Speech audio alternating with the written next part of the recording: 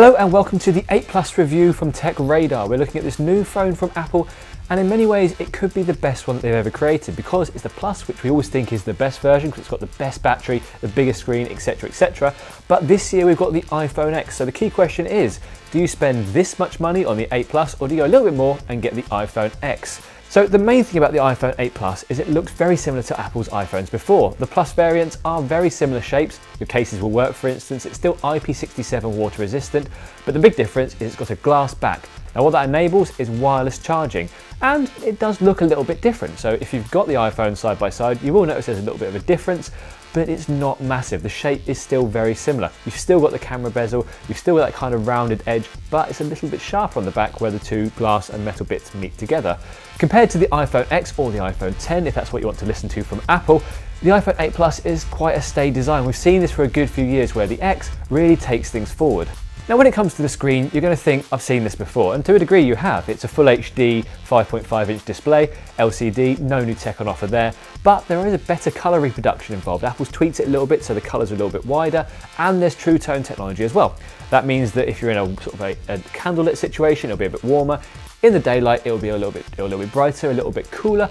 Basically, it mimics the situation like you're looking at a piece of paper. Does it make a difference? Well, not really that much. You've already had a fairly good screen from the iPhone before, and that's present here again. So let's talk about the way the iPhone 8 Plus works, and the big change here is iOS 11. Yes, you can get this on the older phones, but on the iPhone 8 Plus it works the best, and that's because of the A11 bionic chip, which is a name we're very much in favour of because chipsets generally have boring names. Now, in terms of day-to-day use, the A11 hasn't really impressed us in terms of its speed. That's not because it's bad, it's just because iPhones before have always been really quick. But if you look at our benchmarks, wow, this thing is incredibly fast. It decimates anything from the Android world, and people are going to enjoy that if you want some really heavy lifting apps. Now the way iOS 11 works, well, it's still the same core UI you've seen before. You'll understand how an iPhone works, so it hasn't really changed, but the little flourishes that are there do genuinely work. You've got an improved font, the buttons look more rounded and kind of just more cohesive.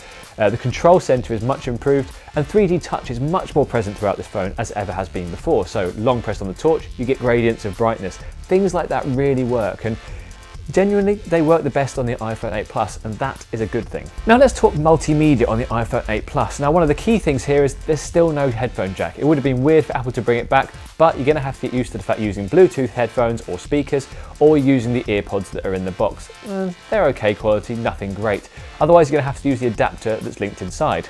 Now in terms of the day-to-day use of the multimedia experience, the screen is great. It's really bright and really clear, and even if you're in direct daylight, you can still see what you're watching, and that's a key thing, and it's very important. It will also play HDR films, but it's not an HDR screen.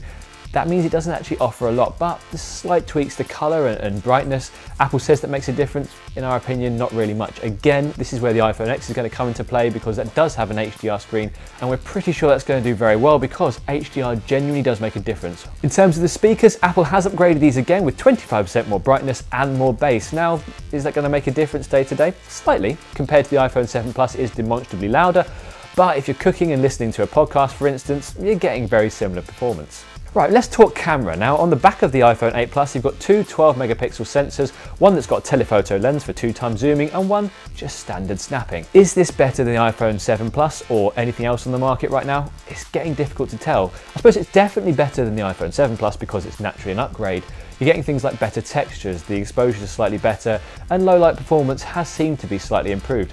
The key difference really here is portrait lighting, where you've got this depth effect and you can change the lighting conditions or cut out yourself in stage light effect. This is genuinely a step forward and works far, far better than the 7 Plus. But if it's the best camera on the market right now on a smartphone, it's difficult to tell because it's very subjective. Most phones are actually getting pretty good at taking pictures, and while the iPhone 8 Plus does take some stunning snaps, we can't say it's out and out the best because there are little things like it slightly overexposes or in low light it struggles to get all the detail, but we're talking very nitpicky things here because it is a very good camera. Noise is still an issue, of course, and if you're using the 2x zoom in low light, that's where you'll see the biggest effect of that noise.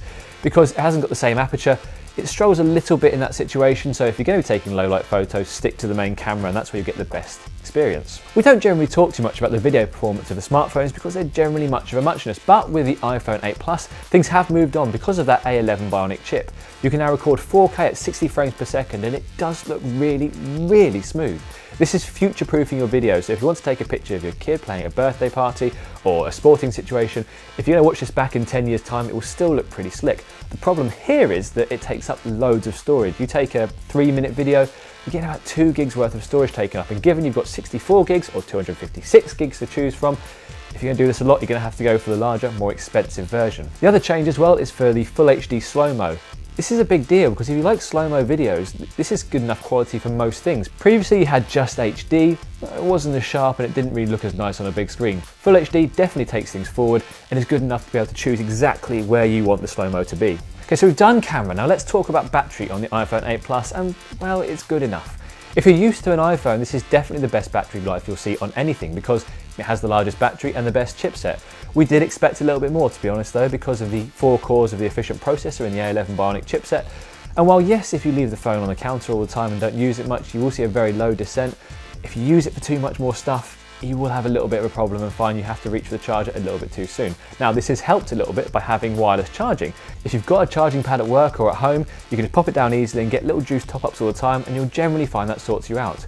If the iPhone 8 Plus has done anything for the battery world, it's mainstreaming Qi charging, so you're going to see wireless charging many more places, and that's a big plus. So all in all, this is a solid phone. The iPhone 8 Plus does what we expected it to, and does it fairly well. If you're upgrading from a 6 Plus or a 6S Plus, for instance, definitely go for this phone if you can afford it because it does everything really nicely. If you've got a 7, definitely not worth the effort. If you're on the fence right now, we say you should definitely wait until November because the iPhone X/10 is coming out then, and you want to make a decision whether or not that's the phone to go for you. Thanks very much for watching this video, and as ever, keep it locked to Tech Radar for all your phone needs.